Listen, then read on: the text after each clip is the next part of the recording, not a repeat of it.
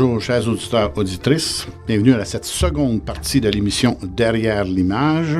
Je suis en compagnie de Robert Daudelin. Bonjour, Pierre. Et Pierre Pajot, bien sûr. Et dans cette seconde Et surtout partie, avec Catherine Hébert. ben oui, mais j'y arrivais. Là. Tu m'as coupé là, mon snow. Alors non, j'enchaîne quand même. Donc, avec Catherine Hébert, pour le film qui se nomme bel et bien Ziva Postek, la monteuse derrière le film Shoah. Et là, le titre est au complet, Robert? Le titre est au complet. Il fait référence précisément au film de Klaus Lanzmann de 76-85 et qui est célèbre, entre autres choses, parce qu'il fait 570 minutes. Ouais. Mais pour des raisons plus sérieuses aussi, c'est un monument. Et c'était sûrement un monument pour la monteuse qui a fait face aux 350 heures de rush que Lanzmann a déposé sur sa table ce jour-là. C'est ça. Ziva Postek, c'est le nom de cette monteuse qui a consacré sa vie, c'est le moins qu'on puisse dire. Bonjour, messieurs, oui. Une bonne partie de sa vie, en effet. Et comme elle le dit bien elle-même, ce film a constitué le sommet de sa carrière. Oui. Et quitte à ce que ça crée des... Au prix de quelques sacrifices. Au prix de quelques sacrifices, dont sa fille. Mais bon, c'est un film sur... le montage, sur la création, sur... C'est un film sur beaucoup de choses et on l'a voulu ainsi. C'est un film, en effet, sur la création. C'est un film en partie biographique sur la vie de Ziva Postek parce que quand même, la question que je me suis posée quand je l'ai abordée, c'est qu'est-ce qui motive quelqu'un à monter un film pendant 6 ans? C'est aussi un film en partie sur la création de Shoah. C'est aussi un film sur la mémoire. Oui, sur la mémoire. Mais sur le métier... Et sur le métier de monteuse, bien sûr. J'aurais dû le mentionner en premier. Parce qu'on la voit travailler encore avec les vieux bouts de pellicule, les monteuses, les splicers. Et moi, je regardais ça, je dis, mais ceci n'existe plus. Hein? Ceci n'existe plus, mais le film qui la montre en train de travailler à monter le film Shoah existe toujours. C'est un film qui appartient au Forum des images à Paris, du réalisateur Claude Thiébaut. Le film s'intitule Bernardine parce qu'il avait décidé de filmer des habitants de son immeuble qui habitaient rue des Bernardins à Paris. Ah bon? Et Ziva faisait partie de ces gens-là, donc il est allé avec sa caméra pendant une journée filmer Ziva en plein travail. Et je ne sais pas si j'aurais pu faire ce film sans ces images qui nous la montrent, comme vous le dites bien, empêtrée dans la pellicule 16 mm, avec la coupeuse, la colleuse. Et ça montre très bien qu'en plus du travail intellectuel et de création que constitue le montage, c'est vraiment un travail physique. Physique. C'est un film qu'elle a pris à bras-le-corps, et on peut le dire au sens littéraire. De patience. Elle avait déjà pas mal d'années de métier à ce moment-là. Elle avait beaucoup d'années de métier. Le film commence, elle retrouve son vieux CV, et ça s'est vraiment passé comme cela. C'est pas ça qu'on cherchait lorsqu'elle fouillait dans ses boîtes. Et elle nomme les réalisateurs avec qui elle a travaillé, dont Melville, Alain Resnais, Jacques Tati, Orson Welles. Il faut toutefois mentionner que sur beaucoup de ces films-là, elle était assistante monteuse. Oui, c'est ça. Et c'est un petit peu plus tard qu'elle est devenue ce qu'on appelle en France chef monteuse. Oui. Mais au départ, c'est Lanzmann qui l'a sélectionnée, qui est allé la chercher pour lui proposer... Oui, en effet, ce qui n'est pas mentionné dans le film, parce qu'évidemment, il y a plein de chapitres qu'on a dû laisser de côté pour que le film émerge, c'est que Ziva avait monté son film précédent. Je parle du film précédent de Claude Lanzmann qui s'intitulait, sans point d'interrogation, « Pourquoi Israël ?» Et c'est un film qui ne questionnait pas, mais qui, on va dire, présentait la construction de l'État d'Israël. Et Ziva a travaillé avec lui également pour son deuxième film. Bon, c'est un travail, le film nous le rappelle, qui a duré 6 ans. Et elle-même dit qu'elle avait besoin de break de temps en temps, qu'elle s'échappait. 3 jours qu'elle quittait, elle devait quitter. Bon, elle a réussi la gageure, mais qui a changé sa vie aussi. Hein, parce qu'elle est retournée en Israël une fois. Ça a changé sa vie. Elle-même dit que ce n'est pas à cause du film qu'elle est retournée en Israël, mais bien parce que ce film-là lui avait permis de faire un cheminement par rapport à sa propre identité qui lui a donné envie de retourner en Israël. Bon, elle est évidemment sortie de ce film-là. Depuis 25 ans, elle vivait en France. Et ce film-là lui a permis de percer le silence qui avait été imposé par ses parents comme une espèce de chape de plomb, parce que ses parents sont arrivés en ce qu'on appelait Palestine, Eretz Israël, au début des années 30. Et lorsque Ziva naît... Avant Israël. Avant Israël, exactement. Et lorsque Ziva naît, elle est née en 1940. Ça veut dire qu'elle a 5 ans lorsque la guerre se termine. Et elle se rappelle qu'elle suivait ses parents d'un camp de réfugiés à l'autre, ses parents qui cherchaient à retrouver des membres de la famille qui auraient survécu au génocide. Or, ils n'en ont pas trouvé. Et lorsque Ziva posait des questions à ses parents sur ce qui se passait, parce que c'était une enfant et elle cherchait à comprendre, chez ses parents, c'était le silence total. Où sa mère pleurait. Sa mère pleurait chaque vendredi en nettoyant sa menorah. Et comme elle l'explique bien dans le film, un enfant, quand on lui cache des choses, il se met à inventer des histoires, il va poser plus de questions, il veut percer le secret. Donc Ziva s'est retrouvée à effectivement lever le voile sur toute l'histoire familiale sur sa table de montage. Et vous l'avez connue comment, Ziva? Ouais. Ça, c'est une belle histoire. Oui, ça, c'est une belle histoire.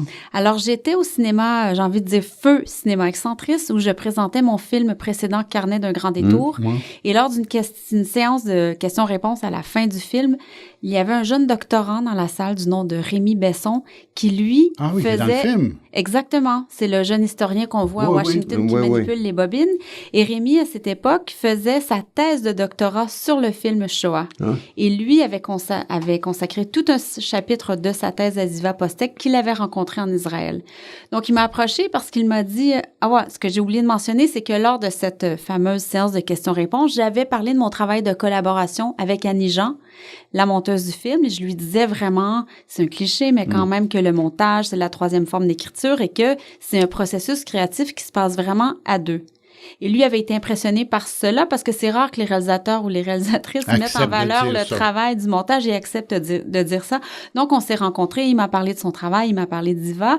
Et moi, bien naïvement, je lui ai dit, mais Ziva n'est plus de ce monde. Il m'a dit, non, au contraire, elle vit toujours. Elle habite maintenant à Jaffa, Tel Aviv, Israël.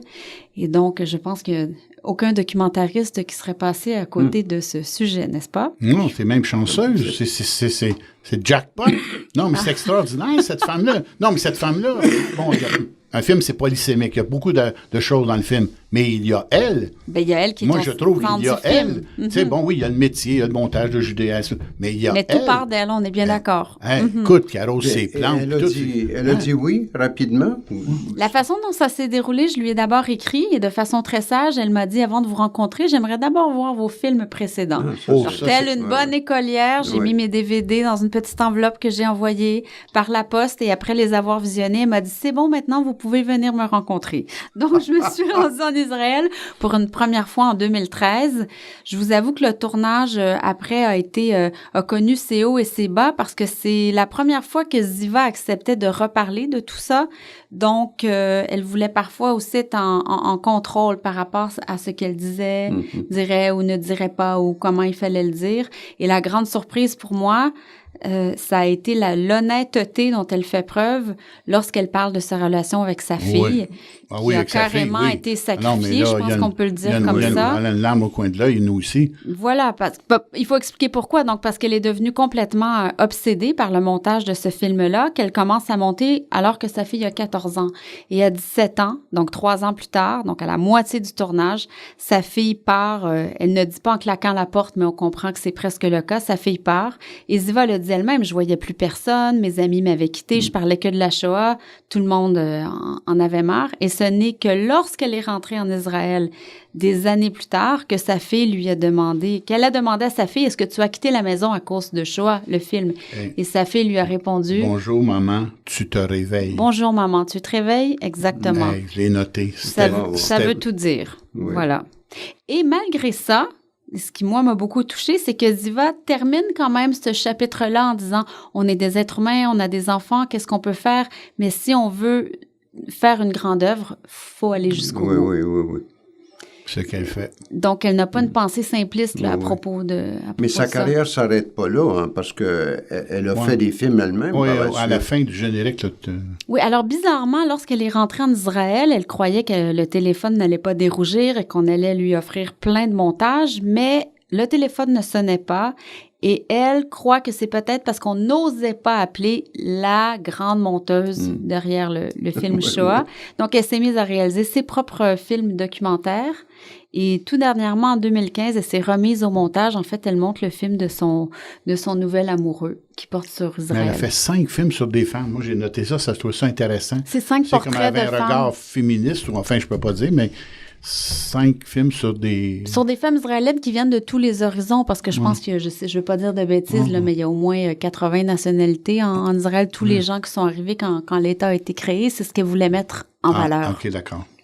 C'est ça, les 5 films.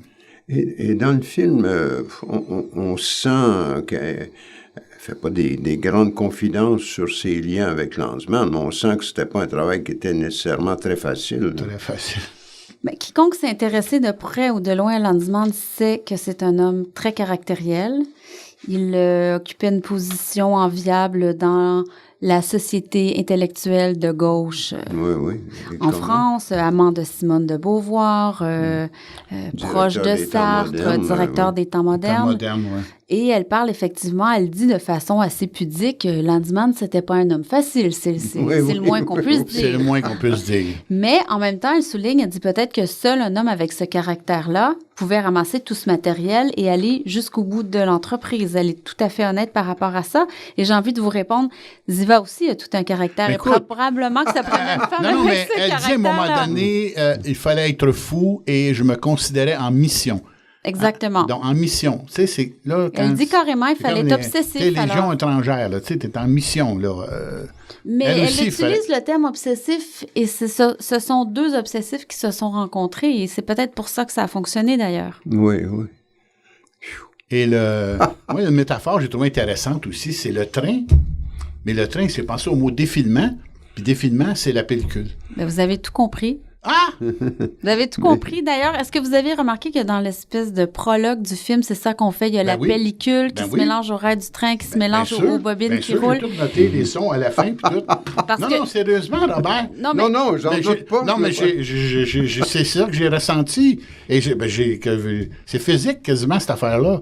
Avec le son, puis le train, puis tout ça, je vous dirais avec grand bonheur, c'était volontaire parce que notre plus grande crainte, et on a travaillé très fort là-dessus, notre matériau de base, c'était une femme assise qui raconte sa vie. Et un peu comme Ziva s'est posé la question par rapport à Shoah, comment on fait un film avec ça? Donc, notre obsession, à Annie Jean et moi, c'était de ne pas faire un film statique. Mais est-ce qu'Annie vous a dit, tu vas aller retourner quelques affaires? Oui. Annie, retourne tes plans, là. Hein, Ziva qui... on a eu de très bonnes... Qui place sa vaisselle, là. Vas-y donc, chercher ça. On a eu de très bonnes discussions avec Annie. En effet, c'est plutôt moi qui disais je vais retourner. Mais on a l'obsession, c'est trop facile aujourd'hui de retourner. On n'est plus en pellicule, donc ça aussi, il faut faire attention.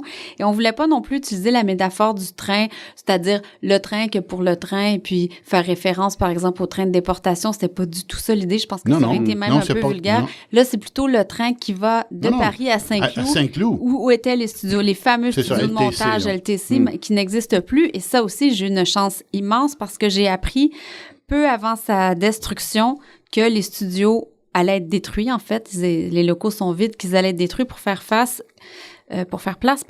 à des condominiums. Donc, j'ai payé un billet d'avion au directeur photo. Il est parti courageusement sous la pluie à Saint-Cloud. J'ai dit là, il faut absolument faire des images de Saint-Cloud et c'est très payant dans le film. Parce qu'on passe du moment, on a voulu jouer aussi beaucoup avec les temporalités dans le film. Donc, quand on est à l'extérieur, on est dans le moment présent. Et dès qu'on franchit le mur, la fenêtre, où on devine les affiches, on voit les vieilles bobines dans la cour, là, on passe dans le passé, un premier passé d'Iva le moment où elle monte le film, parce qu'il y a un autre passé, j'ai envie de dire antérieur, qui est celui de son enfance. Oui. Mais tu as parlé tantôt d'un film qui est aussi sur la mémoire. Donc, exactement. Exactement. Et vous aviez accès au fonds d'archives qui est à Washington maintenant. Exactement. Ça aussi, c'est une belle histoire parce que c'est Rémi Besson, toujours le fameux Rémi, qui m'a mis sur la piste. Alors, à la fin du tournage, Claude Lanzmann, parce que c'est un film qui a duré... Il faut savoir que Shoah, peu de gens le savent, moi-même je l'ai appris, a été commandé à Claude Lanzmann par Israël, par le gouvernement. Ah oui? Sauf que j'étais certain que c'était une initiative personnelle. OK, d'accord. Non, voilà, mais c'est intéressant. Mais comme ça s'étiolait, le tournage, et ça coûtait cher, il y a un moment donné que le gouvernement dit « OK, ça suffit, on voit aucun résultat ». Donc Claude Lanzmann a commencé à chercher du financement. Mais tout ça pour dire que lorsque le film sort finalement, il est essoufflé sur le plan financier, Claude Lanzmann, et le Musée de l'Holocauste de Washington lui offre de racheter tout son matériel de tournage. Donc, c'est du matériel qui a été vendu. L'archiviste nous raconte ça. C'est arrivé par bateau sur des palettes. Il y avait une tonne, mais on dit une tonne au vrai sens. Là, ça pesait une tonne. La pellicule, à cette époque-là, c'est dans des les boîtes, ça peut être lourd, oui. Exactement. Et donc, j'ai eu... Ce matériel-là est disponible au public parce que le Musée de l'Holocauste de Washington veut justement que ces images-là circulent. On n'a pas droit, évidemment, aux 9h30 qui sont dans le film. Non, ça, c'est... Mais bon, c'est indiqué à la fin dans ton générique. Exactement. Mais 350 heures de matériel, moins 9h30, ça me laisse toute la marge de manœuvre qu'il faut. Et il y avait évidemment des bijoux là-dedans. Et avec Annie-Jean aussi, on s'est amusé. Et c'est répertorié à Washington, c'est répertorié. Comment est-ce qu'on se retrouve là-dedans? Oui, c'est répertorié par nom de gens interviewés. Puis il y a le matériel aussi qui est plus visuel quand on voit Claude Landimand au volant de sa voiture qui va interviewer les Polonais. Puis tu as fait des liens. On voit des cahiers, elle a des notes. Elle prenait des notes sur chacun des images, des plans. Oui, là, c'est comme ça qu'elle a commencé. Que j'appelle ça du vrai, guillemets, film. Là, tu étais capable de faire des raccords? C'était... Bien, j'avais les noms, hein, donc avec les noms, j'étais capable de m'y retrouver. Puis aussi, dans le fameux film en noir et blanc où on la voit en train de monter le film Shoah, on entend le témoignage d'une femme. On fait que l'entendre au son parce que c'est un moment que Ziva a mis en voix off et elle a mis des images de la nature. Après, on pourra peut-être parler du rôle des images de la nature. Et donc, ça veut dire que comme Ziva avait utilisé que le son, moi, j'avais accès au témoignage de cette même femme, mais en image. Donc, on entend le témoignage dans la salle de montage de Ziva et pouf, tout d'un coup, on bascule au témoignage de cette femme qui est inoubliable à cause de la tapisserie, à cause de son habillement. C'est vraiment les années 70. On y est. Oui. Mais tout à coup, ça emplit toute l'image, puis c'est comme là... tu passes encore dans... Bien, c'est pour ça que je vous dis qu'on s'est beaucoup amusé avec les temporalités. Et je pense que le mélange de ces temporalités, ça participe à donner un mouvement au film. Oui. Absolument. Mais qu'est-ce que vous alliez dire, des images de la nature? Vous aviez le goût d'en dire quelque chose? J'allais dire que quand Claude Landimand a commencé à tourner ce film-là, et ça ne lui enlève rien, Ziva explique bien dans le film que lui venait du milieu du journalisme. Oui. Elle venait du cinéma, n'est-ce pas? Donc, il y a plusieurs dispositifs cinématographiques qui ont été mis en place par Landimand, notamment quand il s'est inventé une fausse identité pour aller filmer en caméra cachée les nazis, mais il y a tout un dispositif qui a fait un peu la marque de commerce du film Shoah, et c'est comment les lieux filmés au présent, finalement, représentent ce qui s'est passé au passé, ne représentent pas, évoquent ce qui s'est passé, avec la parole des témoins en voix off, parole à laquelle Ziva qu'elle rallonge en mettant beaucoup de silence pour que tout ça devienne digeste. Et la nature devient en quelque sorte un personnage dans le film. Comme elle l'explique bien, quand on voit une clairière, c'est qu'une clairière. Mais quand on entend le récit de ce qui s'est passé dans cette clairière, ben on apprend que là, c'était la mort. Il me semble d'avoir lu, je ne sais plus dans mes années, c'est un critique qui disait « Le cinéma filme la présence de l'absence ».